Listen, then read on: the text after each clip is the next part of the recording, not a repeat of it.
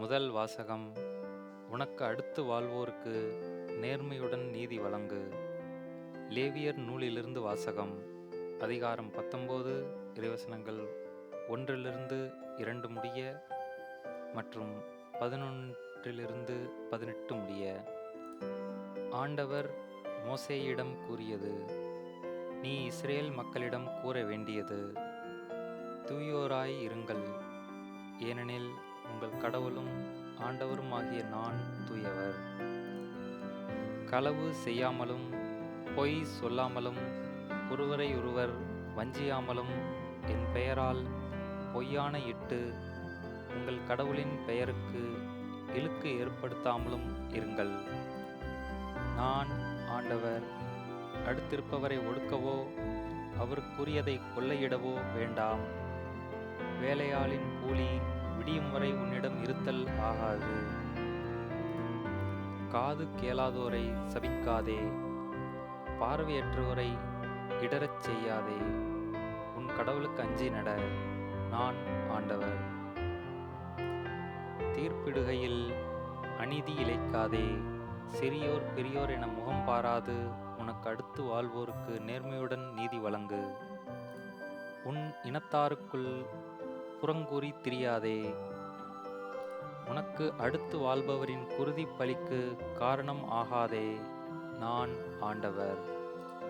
உன் சகோதரரை உன் உள்ளத்தில் பகைக்காதே. உனக்கு அடுத்தவர் பாவம் செய்யாதபடி அவரை கடிந்துகொள். பழிக்கு பழியென உன் இனத்தார் மேல் காழ்ப்பு கொள்ளாதே. உன் மீது நீ அன்பு கூறுவது போல் உனக்கு அடுத்திருப்பவர் மீதும் அன்பு கூறுவாயாக. நான் ஆண்டவர். இது ஆண்டவரின் அருள்வாக்கு. இறைவா, உமக்கு நன்றி. நற்செய்தி வாசகம்.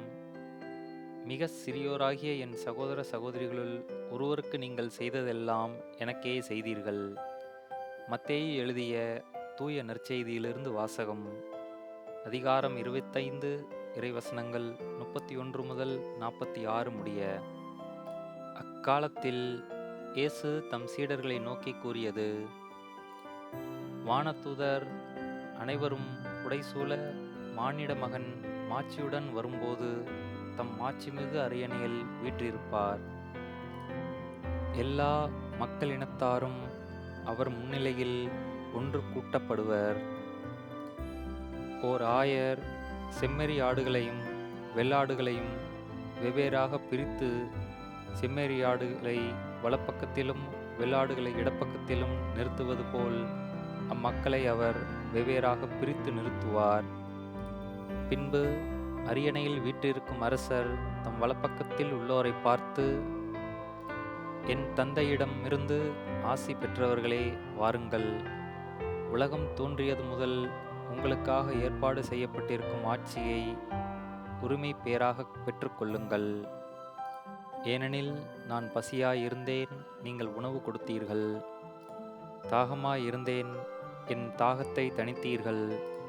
அந்நியனாக இருந்தேன், என்னை ஏற்றுக்கொண்டீர்கள்.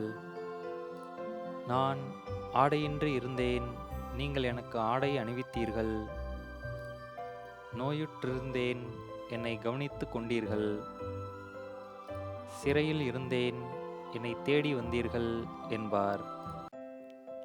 அதற்கு நேர்மையாளர்கள்: ஆண்டவரே, எப்பொழுது உம்மை பசியுள்ளவராக கண்டு உணவளித்தோம், அல்லது தாகம் உள்ளவராக கண்டு உமது தாகத்தை தணித்தோம்? எப்பொழுது உம்மை அந்நியராக கண்டு ஏற்றுக்கொண்டோம், அல்லது ஆடை இல்லாதவராக கண்டு ஆடை அணிவித்தோம்? எப்பொழுது நோயுற்றவராக அல்லது சிறையில் இருக்க கண்டு உம்மை தேடி வந்தோம் என்று கேட்பார்கள். அதற்கு அரசர்: மிக சிறியோராகிய என் சகோதர சகோதரிகளுள் ஒருவருக்கு நீங்கள் செய்ததையெல்லாம் எனக்கே செய்தீர்கள் என உறுதியாக உங்களுக்கு சொல்கிறேன் என பதிலளிப்பார். பின்பு இடப்பக்கத்தில் உள்ளோரை பார்த்து: சபிக்கப்பட்டவர்களே, என்னிடமிருந்து அகன்று போங்கள். அலகைக்கும் அதன் தூதர்க்கும் ஏற்பாடு செய்யப்பட்டிருக்கின்ற என்றும் அணையாத நெருப்புக்குள் செல்லுங்கள். ஏனெனில் நான் பசியாய் இருந்தேன், நீங்கள் எனக்கு உணவு கொடுக்கவில்லை. தாகமாய் இருந்தேன், என் தாகத்தை தணிக்கவில்லை. நான் அந்நியனாய் இருந்தேன், நீங்கள் என்னை ஏற்றுக்கொள்ளவில்லை. ஆடையின்றி இருந்தேன், நீங்கள் எனக்கு ஆடை அளிவிக்கவில்லை. நோயுற்றிருந்தேன், சிறையில் இருந்தேன், என்னை கவனித்துக் கொள்ளவில்லை என்பார். அதற்கு அவர்கள், ஆண்டவரே, எப்பொழுது நீர் பசியாகவோ தாகமாகவோ அந்நியராகவோ ஆடையின்றியோ நோயுற்றோ சிறையிலோ இருக்கக் கண்டு உமக்கு தொண்டு செய்யாதிருந்தோம் என கேட்பார்கள்.